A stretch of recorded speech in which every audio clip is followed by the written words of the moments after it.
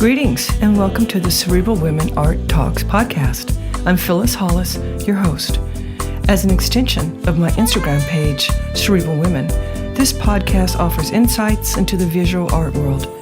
I interview artists, mainly artists of color and female artists who will freely articulate what inspires their creativity. In addition, you'll hear interesting perspectives from dedicated art professionals who work with artists and the art institutions that feature them. I'm confident that collectively, these individuals will indeed stimulate your mind as they do our eyes. Please know these interviews are conducted in my Manhattan apartment, so please forgive the background sounds of city life. Welcome to the Cerebral Women Art Talks podcast. This episode features Gerald Lovell. To him, painting is an act of biography, combining flat and impressionistic paintings with thick daubs of impasto. His monumental portraits depict living scenes often lost to the abyss of memory. His portraits refuse the notion that all black figures put down on canvas are somehow political. Rather, his work records a deep commitment to fostering alternative community narratives by imbuing his subjects with social agency and self-determinative power, while also revealing individualistic details that lay their essential humanity bare. Born in Chicago to Puerto Rican and Black parents, Gerald began painting at the age of 22 after dropping out of the graphic design program at the University of West Georgia. He has exhibited at PPOW in New York, Jeffrey Deitch, the Moore Building in Miami, Florida, Anthony Gallery in Chicago, Kohn Gallery in Los Angeles, to name a few. In 2022, his work was on view in what is Left Unspoken, Love at the High Museum of Art in Atlanta, Georgia, and is in the museum's permanent collection. He completed the Fountainhead Artists Residency of October 23, and his second exhibition with PPOW Verde was held in the spring of 2024. Please visit cerebralwomen.com for his expanded bio and enjoy this episode featuring Gerald Lovell. Welcome, Gerald, to my podcast. I'm looking forward to our conversation. Thank you for having me. Let's start with, when did you discover your artistic passion? It's always kind of been there. I guess the very beginning was like fourth grade. I had just an assignment from an art teacher to make a piece in the likeness of like Cubism, and art was something I enjoyed drawing. I would draw anime characters or comic book characters like as a kid, but that was like the first time I made that piece for my teacher, and it went up in like the school's art show, like for like it's like a student art show, and someone bought it for like $25, and the lady was like, I'm gonna keep this forever, and I'm gonna own the very first Lovell.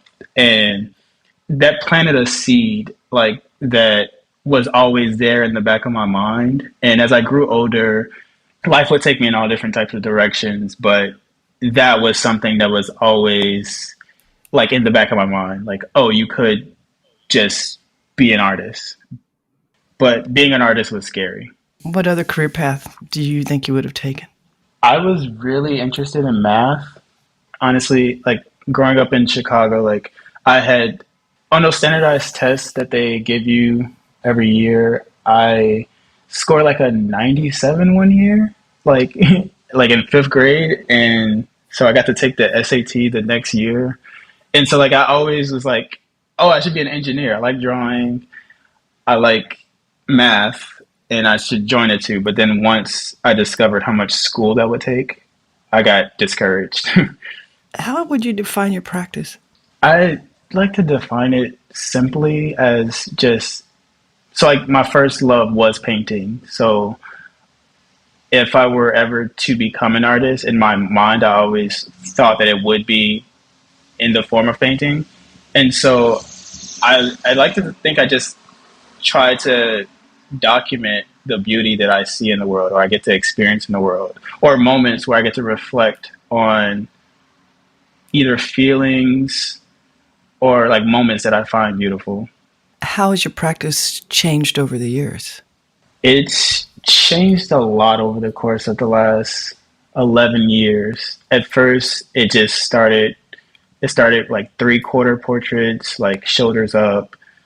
Then the work got bigger, and so like then it would full scenes with my friends and family members in them. And then now, present day, I do a mixture of both figurative, more like still scenes of like friends, acquaintances, and now landscapes. I find that landscapes help me process more nuanced, like self-reflective things, like my own wondrous take on like things like nature and stuff that I grew up in cities my whole life. And so like being able to like retreat into like the woods or like hike a mountain and stuff is very new terrain for me. And I love being able to like document that as well. What is the role of drawing in your work? Drawing is basically how I map out where everything goes, like where like composition wise. And but I don't do it much, like because I don't enjoy drawing as much as I enjoy painting. Like painting is very messy and drawing is very technical.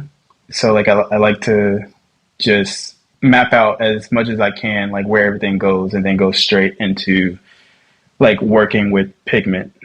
And what is your process of choosing color? It's complicated because that's like the biggest challenge still to this day. Trying to make things like stand out and like color's just very tricky. Like I'll like placing a blue down in a specific area can not be blue sometimes, and just it's like trial and that's like where like trial and error comes into like my decision making, like color. What materials do you use? Are you using acrylic? Is it oil? It's all oil. I like the way oil sits, and also it takes a long time to dry, so like you can manipulate it further.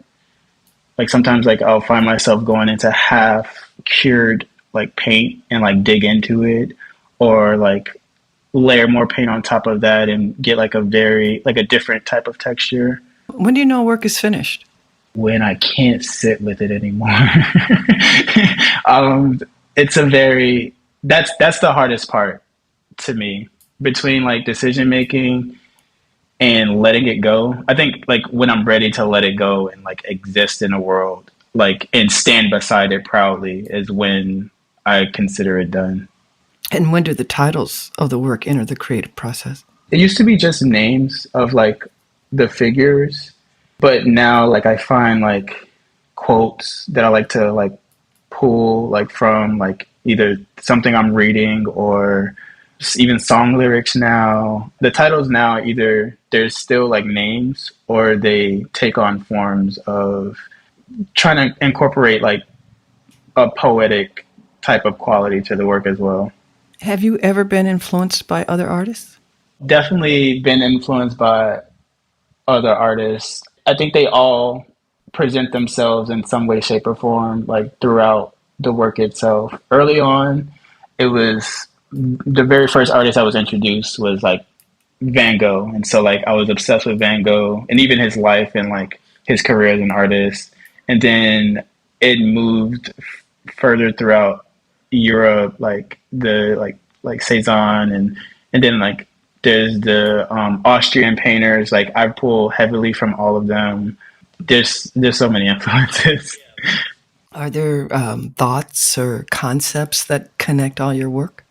Yeah, I like to consider like what I do is documenting like the likeness of people, like my peers, my friends, acquaintances in the time period of now, like specific to, you know, this time period. So like, I think that's even influenced in like fashion and like the presence of like things like phones and just other things. But then also like a lot of the paintings come from moments of stillness, like moments where either I'm reflecting on a moment that I find special to me, or just observing someone in their own element and them being affirmed of who they are, like inspires me.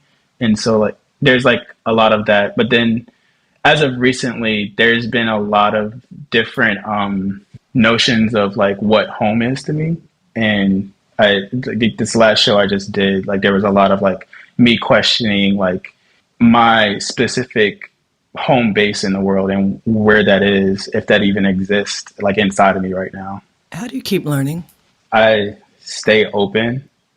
I leave a lot of space in the work itself, but then also like I like a lot of space just for me to grow. And I like the term emerging, like emerging artist, because that just means like forever. Like I would love to like always be an emerging artist, like forever arriving, forever learning and navigating like in a way that's like, you know, I don't know too much. I still don't feel like I know. I often get asked like, when am I gonna, because my work has like a 3D quality to it.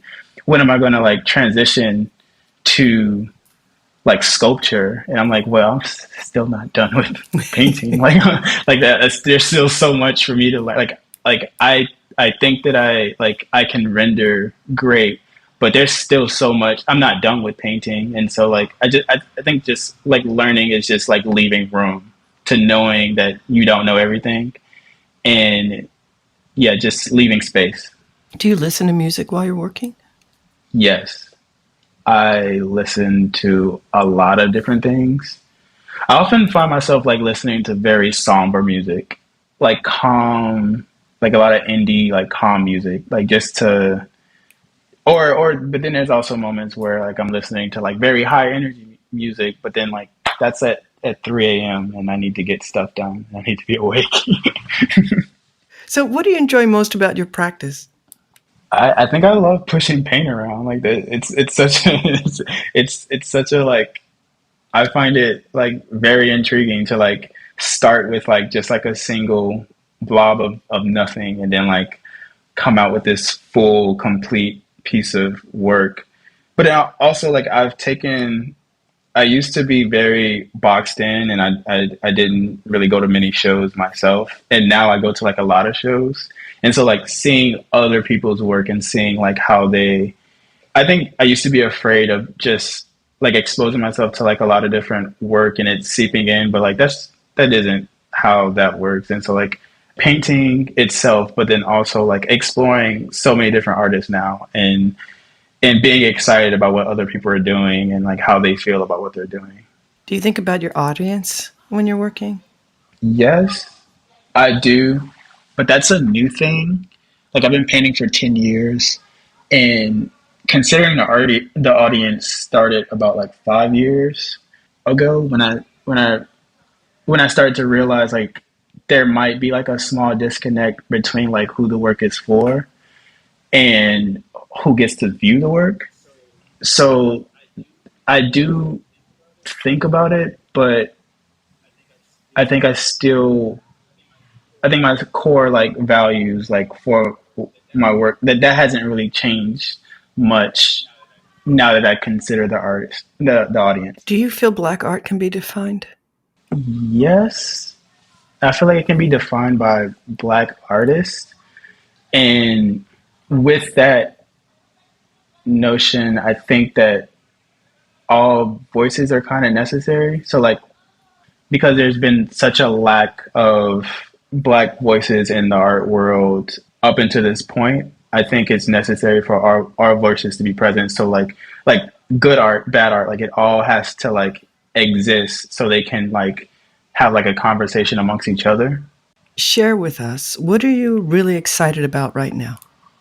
I'm excited about this new way of working that I've started to think about. So like I feel like I make two different bodies. I'm like making two different bodies of work at all times now. Like landscapes, which like it's purely like, you know, me observing the world either from like the point of view of like nature or like man-made structures and like or like lived in structures, things like that. And then also like with the work as well, like diving more into like traditional portraiture, but with a heavy emphasis on like modern day fashion, or like what I observe like in like contemporary fashion right now. Both of those things like really interest me pertaining to the work right now. What do you feel is the purpose of art? I feel like the purpose of, not to sound like so generic, but I think like I really believe in the whole like art imitates life thing. Like it feels so generic saying that. Like, but that's like the first thing that came to my head. Like just in light, like it's like in light of like just I don't know if my work can reach someone and make them like see my point of view, but which is not necessarily what they see all the time. I think that's like work doing its job. It's like in light of things, if that makes sense. Like just bringing like awareness to like all sorts of facets of like life itself, like the human experience. What have been some of the most substantial challenges that you've encountered as an artist? I think the biggest one has been like staying true to like my own personal morals, like with like the work itself, like my values. I think there's often like a lot of pressure to like, you know, make a specific type of work, or like the work has to say something. Like, and I don't think my work doesn't say anything, but I don't know. I think sometimes I felt pressured in which like it felt like it wasn't enough. And I think that's like staying true to like, no, like this is important to me has been like the biggest challenge, because imposter syndrome sits in sometimes. And like, yeah, just staying true to like what I feel like is beautiful work to me, and like standing beside that. What does your studio, your workspace look and feel like? It's a mess. It's a chaotic mess, but I love it. It's almost like I could leave it alone, like my studio, and then come back, and if something is out of, like, I know where everything is though, so if something is out of place, like I'll know someone was there. But like, yeah, it's like in high, like I'm like have like a lot of paintings in the studio, like it's a mess, like it's my beautiful mess, you know. I look at it as my own, like it's like another little like active like working piece, like in progress. I've really enjoyed our conversation, and this is actually going to be the last question. As an artist in the world we live in today, what do you feel is your role? I think it's safe to say I don't know. I think I have like values and things that I like really, really care about. But like the grand view of like what this art career of mine like is supposed to mean, I don't think I know yet. Like I think that's like a question that is all like, and I think this ties into the question about like how do you learn? You know, like I might regret this answer like 10 years from now, but I'm okay with that, because that means that, you know, there has been progress, you know. Like I think this just ties into the whole like leaving space. I think my role is to document the things that I see, but like, and that's been something I've been super committed to, but I'm also open to that changing one day, and my role changing, you know. Well, thank you for that answer, and thank you for this conversation. I appreciate your time. Thank you very much. Thank you for listening to Cerebral Women Art Talks podcast. For additional content, please visit cerebralwomen.com and be sure to follow Cerebral Women on Instagram.